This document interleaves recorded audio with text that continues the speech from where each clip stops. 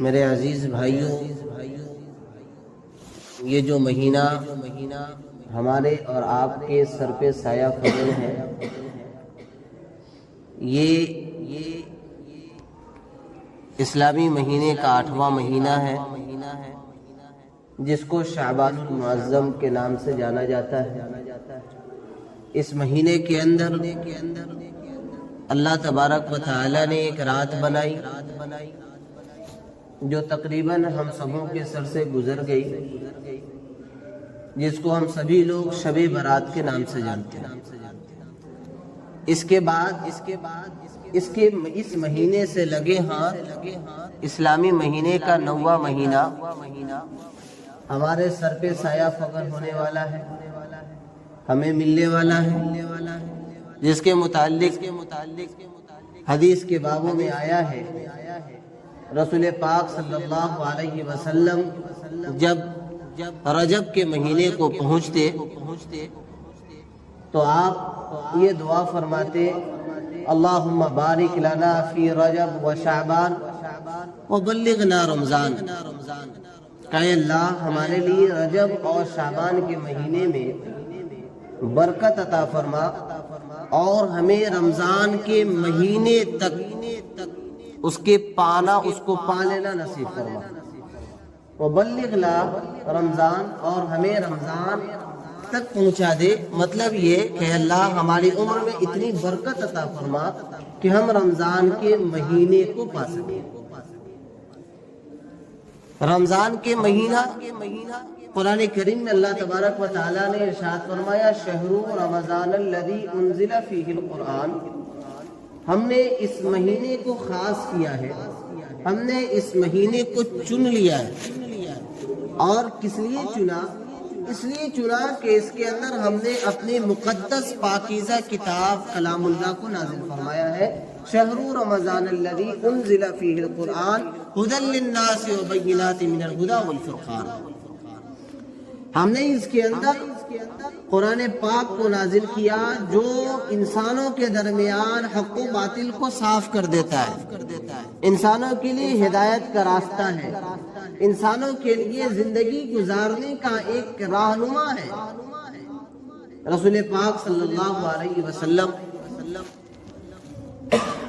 حدیث کی کتابوں میں آیا ہے کہ رسول پاک صلی اللہ علیہ وسلم نے رمضان کے مہینے کے لیے اس کے استقبال میں صحابہ کرام کو خطبہ دیا۔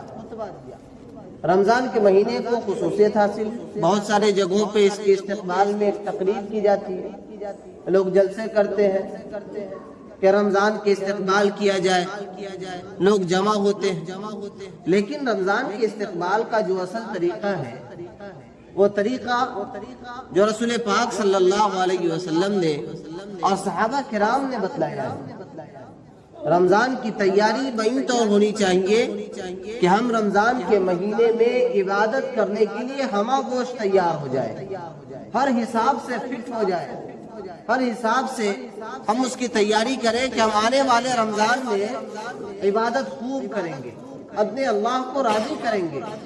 چنانچہ رسول پاک صلی اللہ علیہ وسلم نے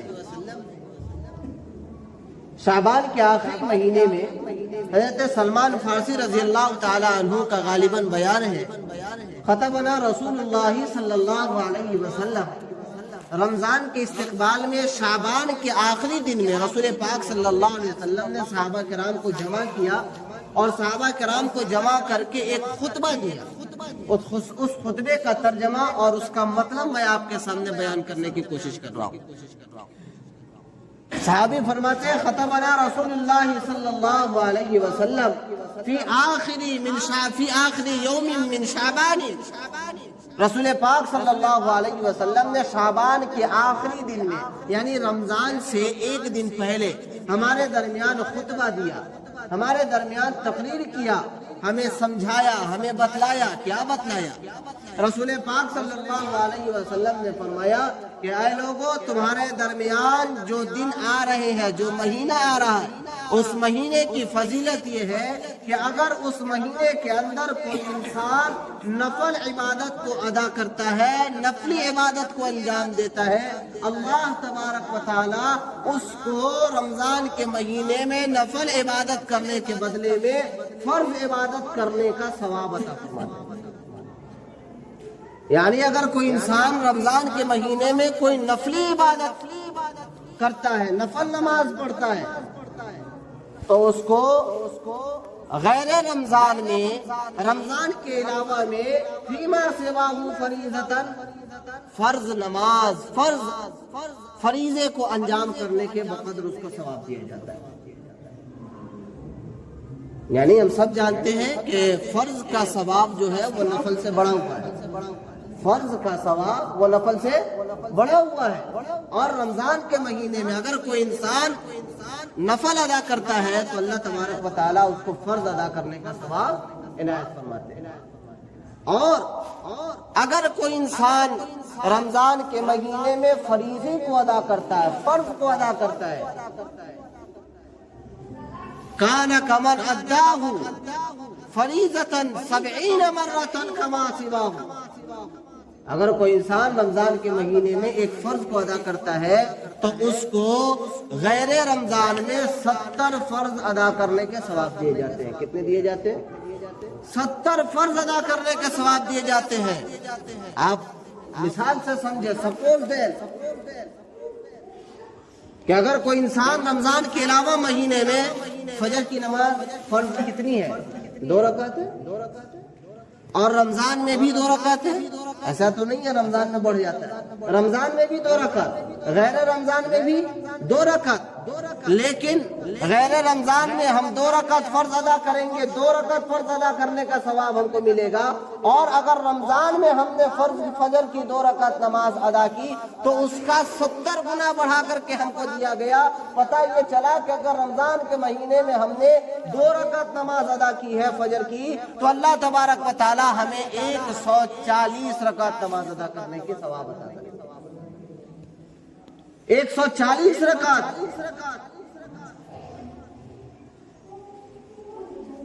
اگر کوئی انسان رمضان کے مہینے میں ایک فرض ادا کرتا ہے تو اس کے 70 گنا بڑھا کر کے اللہ تبارک و تعالی اس کا ثواب اس کو عطا فرماتے ہیں۔ یہ رمضان کی خصوصیت ہے، حالانکہ دن وہی ہے۔ رمضان کے مہینے میں بھی سورج پورب سے نکلتا ہے، پچھم کو غروب ہوتا ہے۔ غیر رمضان میں بھی سورج کا پورب سے نکلنا، پچھم میں غروب ہونا ہے۔ موسم اپنے تاباریوں کے ساتھ موجود ہوتی ہے، کوئی تبدیلی نہیں۔ ظاہری اعتبار سے رمضان کے مہینے میں رمضان کے دن وہی ہے، رمضان کے گھنٹے وہی ہے، رمضان کے لمحے وہی ہے، اور رمضان کے شب و روز کا بدلنا وہی ہے۔ رمضان کے مہینے میں بھی دنوں کا چلن وہی ہے، لیکن رمضان کے مہینے کو اللہ تبارک و تعالیٰ سے ایک خصوصی لگاؤ حاصل ہے، اور وہ کیوں؟ اس لیے کہ اللہ تبارک و تعالیٰ نے رمضان کے مہینے کو اپنا مہینہ کہا ہے،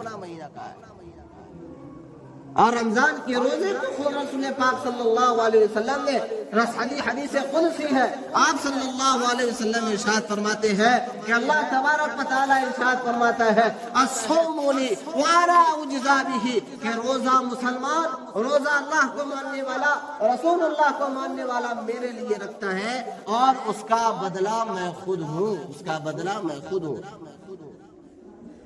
رمضان کے مہینے کو خصوصی فضیلت حاصل ہے۔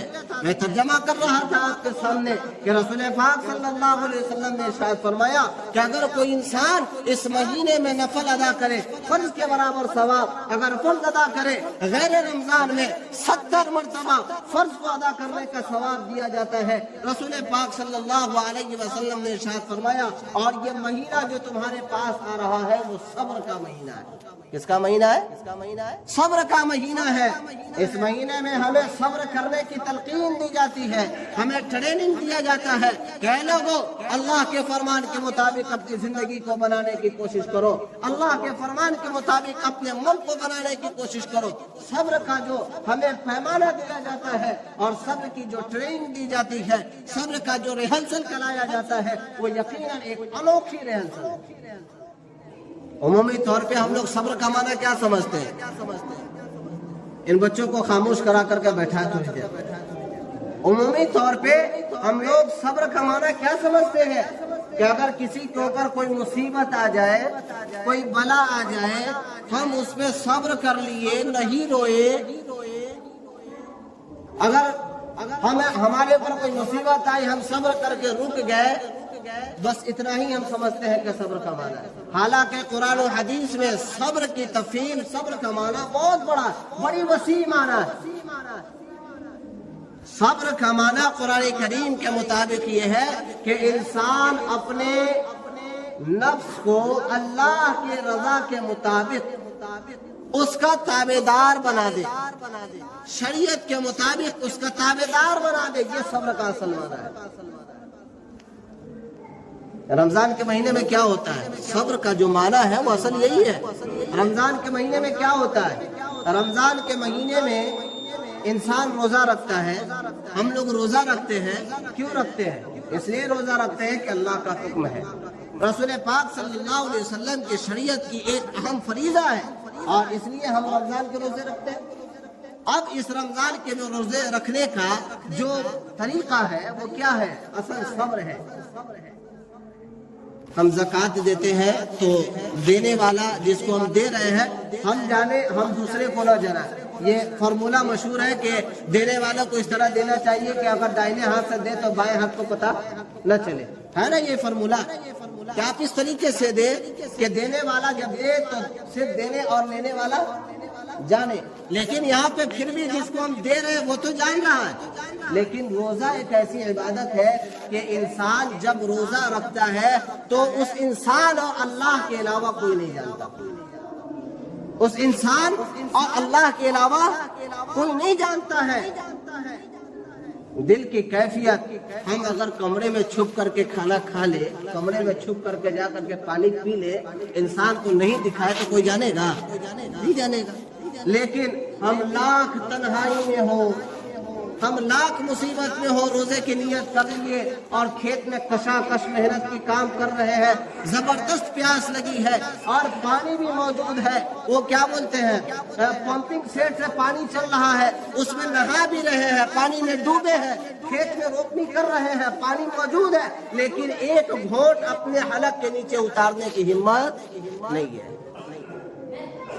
ایک گھونٹ حلق کے نیچے اتارنے کی ہمت نہیں ہے۔ اور کیوں نہیں ہے؟ اس لیے نہیں ہے کہ ہمیں اپنے رب سے ڈر ہے، انسان سے ڈر نہیں ہے۔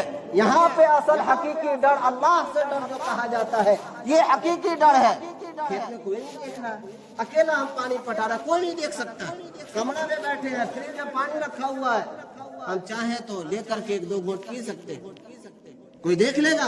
نہیں دیکھے گا۔ لیکن اس کے باوجود ٹھنڈا پانی ہم فریج میں رکھے ہوئے ہیں، لیکن ایک گھونٹ لے کر کے اپنے حلق کے نیچے نہیں ڈال سکتے۔ کیوں؟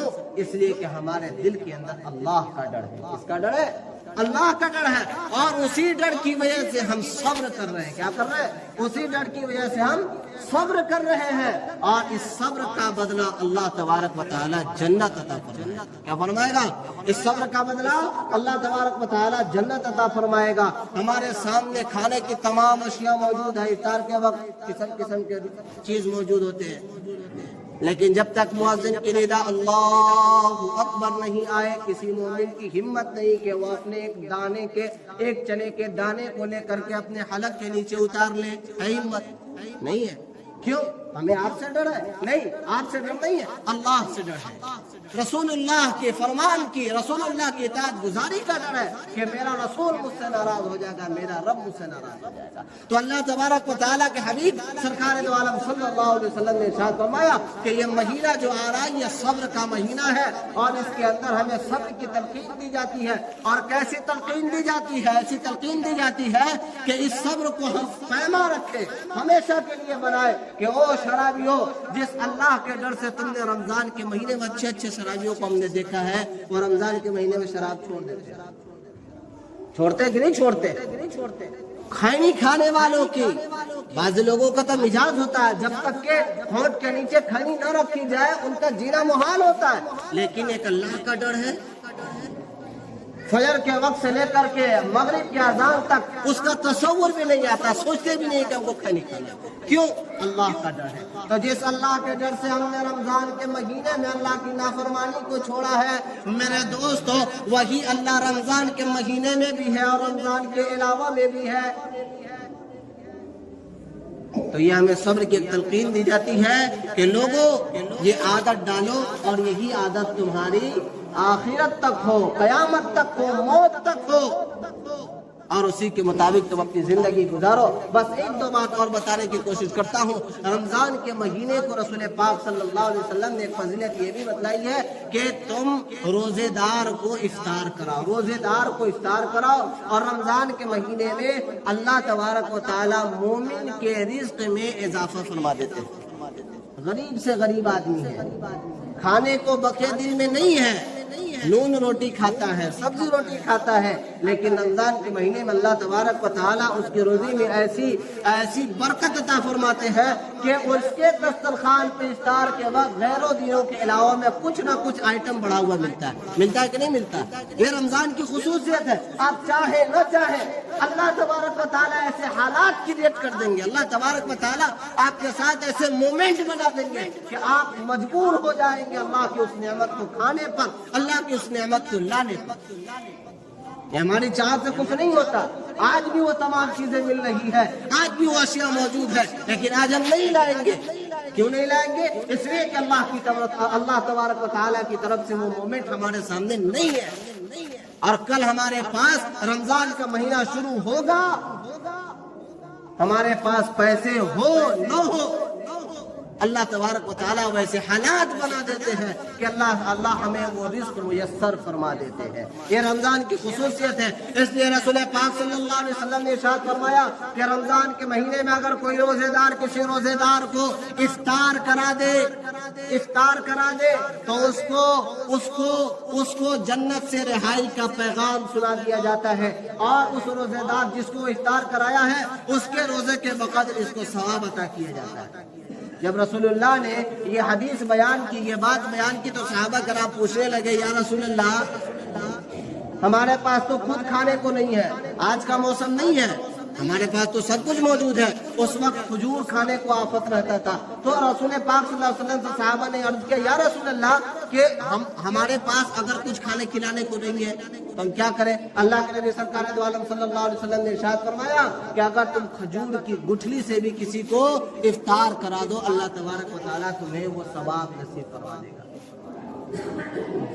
तो हमें रमजान के महीने में सवाब को बिछोड़ने के लिए, सवाब को हासिल करने के लिए इन तमाम बातों पे और भी बहुत सारी फजीलतें हैं। और रसूल पाक सल्लल्लाहु अलैहि वसल्लम ने एक लंबी खुतबा सहाबा कराम को दिया और एक लंबा दास्तान बताया कि सहाबियों, मेरे दोस्तों, तुम इस तरीके से काम रमजान के महीने में अंजाम दो। आज हमारे हालात ये है कि हम अगर इफ्तार कराए तो चुन चुन करके बढ़िया लोग को बुलाते हैं ताकि आगे चल के हमको काम दे। हम दुनिया ही में सिर्फ दुनिया का सोचते हैं, आखिरत की फिक्र हमको नहीं होती। इखलास के साथ, अच्छी नीयत के साथ हमें अपने रमजान के महीने में रमजान की कदर करने की अल्लाह तबारक व तआला तौफीक अता फरमाए। अल्लाह तबारक व तआला हम सबों को कहने सुनने से ज्यादा अमल करने की तौफीक अता फरमाए। हमारे